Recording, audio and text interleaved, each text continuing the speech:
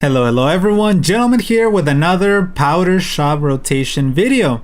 This rotation may not be as hype as the last rotation that we just had, but there are still some really decent options to consider and maybe pick up depending on your own situation and what artifacts you might already have or not at this point in time.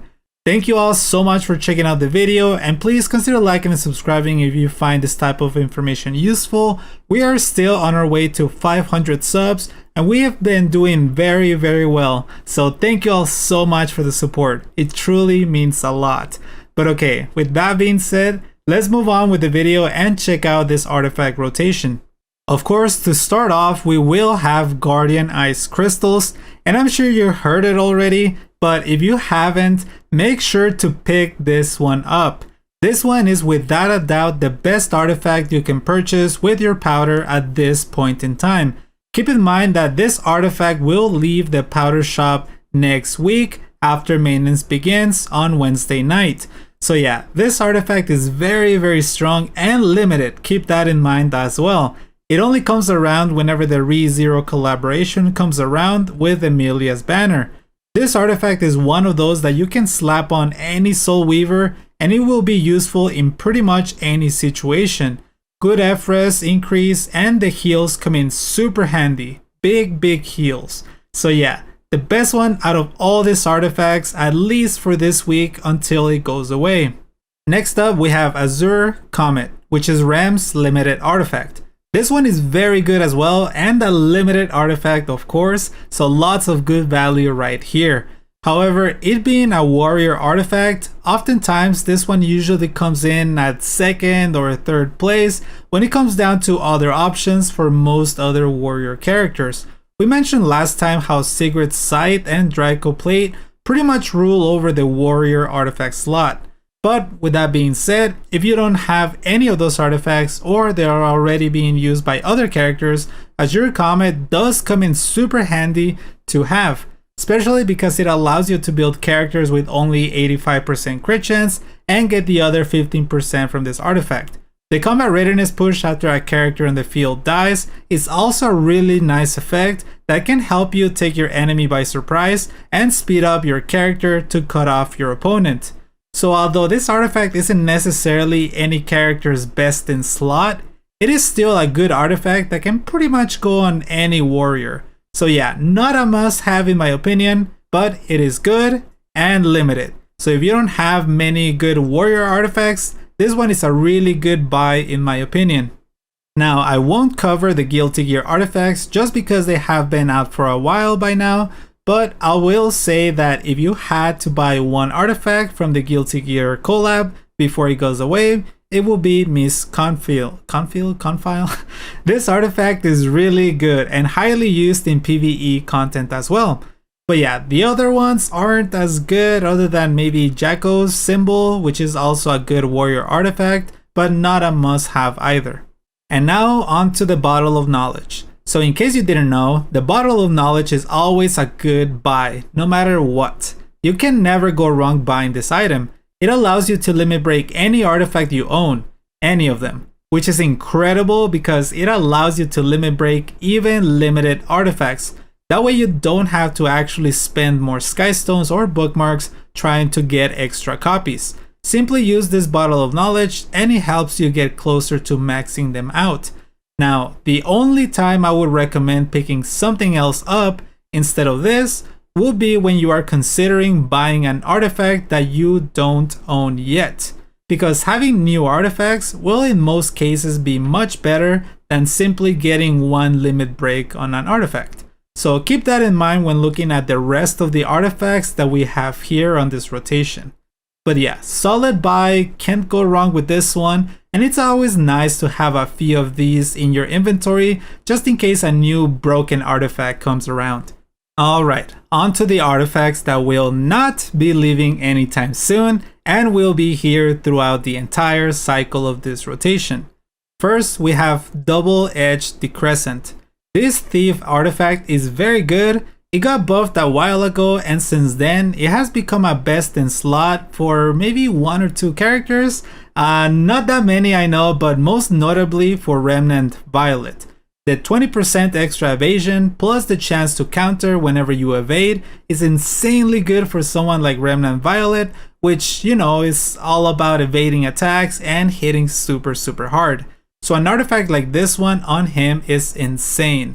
But unfortunately for this artifact, most other meta thief characters do have a different best in slot artifact for them already. Artifacts like Wind Rider, RNL, Violet Talisman, Manica of Control, and even some 4-star artifacts like Moonlight Dreamblade and Dust Devil can take the artifact slot for many other thief characters. So not that double-edged the Crescent is bad by any means, but not too many thief characters work in a way that they'll be able to make full use of this artifact. So in my opinion, unless you have Remnant Violet and don't have this artifact yet, you can skip this one. Okay, Rod of Amarillus. This Soul Weaver artifact is very good.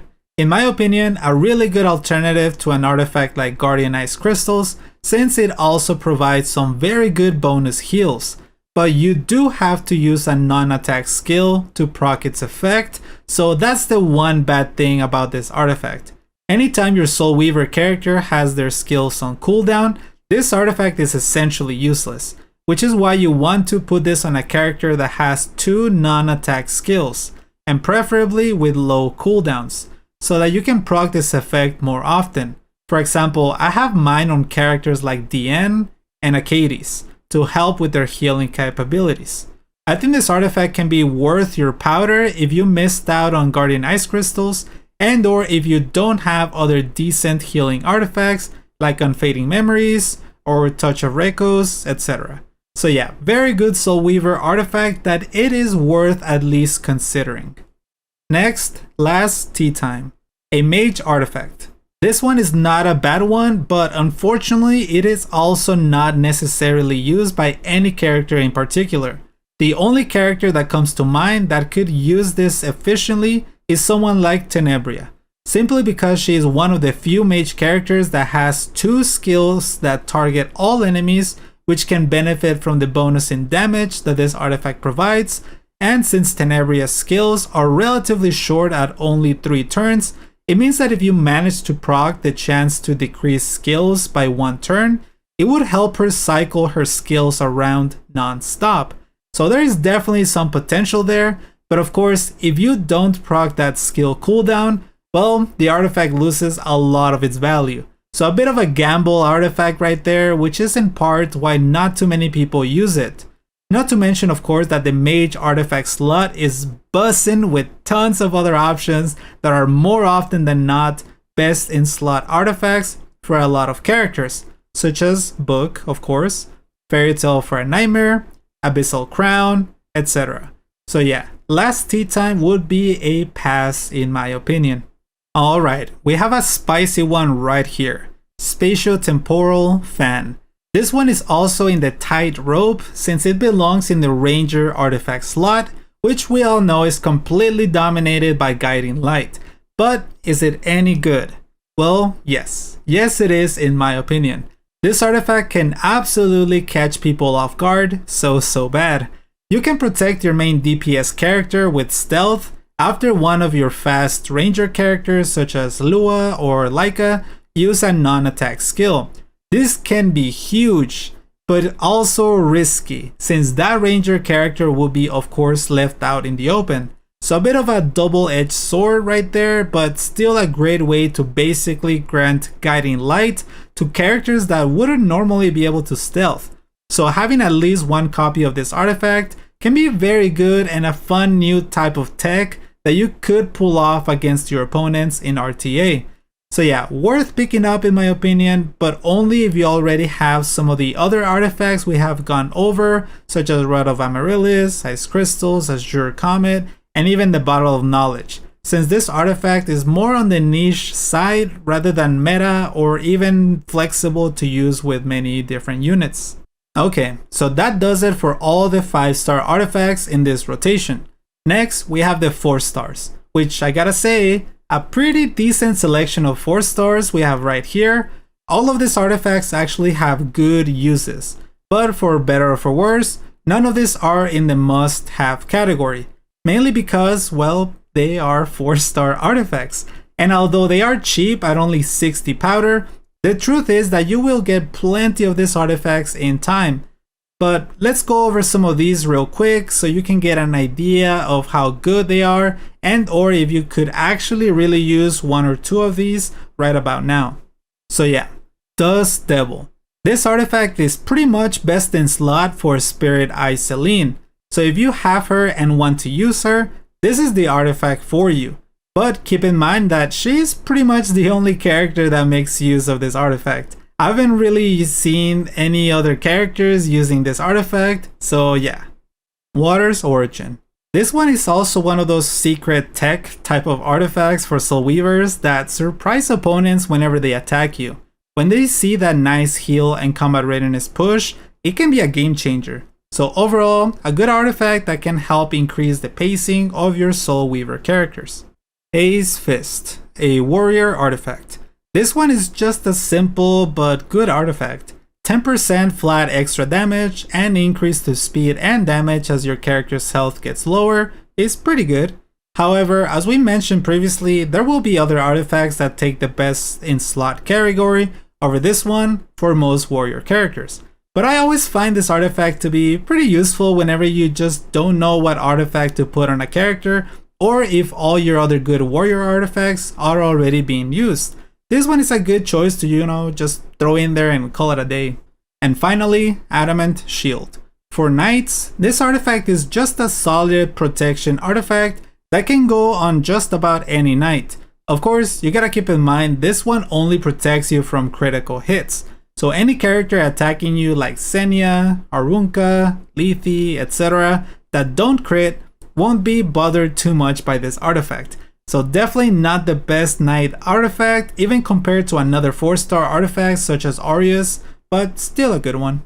And that is all, everyone. Thank you so much for sticking around till the end of the video. I hope you all found this information helpful. Let me know it down in the comments which artifact are you picking up, if any, from this rotation. I'll probably pick up another copy of Guardian Ice Crystal if I manage to save enough before it goes away. But if not, I will just grab myself a bottle of knowledge, since I already have most of these other artifacts. But that's going to be it for this video, everyone. Please consider liking and subscribing if you enjoyed this video, and I'll see you all on the next one. Laters!